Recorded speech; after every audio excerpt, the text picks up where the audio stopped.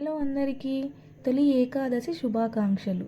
హిందూ పంచాంగం ప్రకారం ప్రతి సంవత్సరం ఆషాఢ మాసంలో వచ్చే ఏకాదశిని తొలి ఏకాదశి అంటారు. తొలి ఏకాదశి చాలా శక్తివంతమైనదిగా భావిస్తారు. ఈ పవిత్రమైన రోజున విష్ణుమూర్తిని పూజిస్తారు.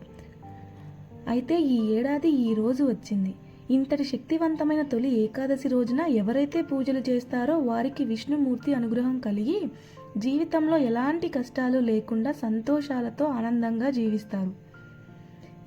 ఈ పవిత్రమైన తొలి ఏకాదశి రోజున మా ఇంట్లో మేము ఇలా పూజ చేసుకున్నాము. విష్ణుమూర్తికి ఎంతో ఇష్టమైన ఎర్రని పూలు మరియు తులసి దళాలతో స్వామివారిని అలంకరించుకున్నాము.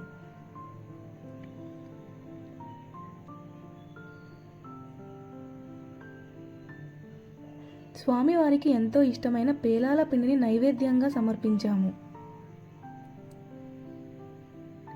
వివిధ రకాల పళ్ళతో మరియు ఎర్రని పూలతో స్వామివారిని అలంకరించుకున్నాము. ఈరోజు ఆవు నెయ్యితో గనక దీపారాధన చేస్తే చాలా మంచిది. అసలు తొలి ఏకాదశి రోజున ప్రాముఖ్యత ఏంటో తెలుసుకుందామా? పురాణాల ప్రకారం మురాసురుడు అనే రాక్షసుడు బ్రహ్మదేవునికి ఇచ్చిన వరంతో దేవులను ఇబ్బంది పెడుతూ ఉండేవాడు. ఈ రాక్షసుని సంహరించడానికి విష్ణుమూర్తి చాలా కాలం పోరాటం చేసి అలసిపోయి ఒక గృహలో విశ్రాంతి తీసుకుంటారు. ఆ సమయంలో విష్ణుమూర్తి శరీరం నుండి ఒక మహిళ ఆవిర్భవించింది. ఆ రాక్షసుని సంహరించింది. దీనికి సంతోషించిన విష్ణుదేవుడు ఆ మహిళకు ఏ వరం కావాలో కోరుకోమన్నాడు. అప్పుడు ఆ మహిళ తను ఒక విష్ణు ప్రియుగా పూజలు అందుకోవాలని కోరుకుంది. అప్పటి నుంచి ఈ తొలి ఏకాదశి ప్రాచుర్యంలోకి వచ్చింది.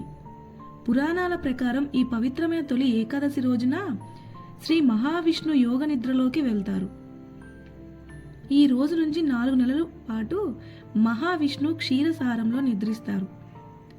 కాబట్టి ఈ సమయంలో ఎలాంటి శుభకార్యాలు జరగవు. అసలు ఈ రోజు ప్రాముఖ్యత ఇదేనండి.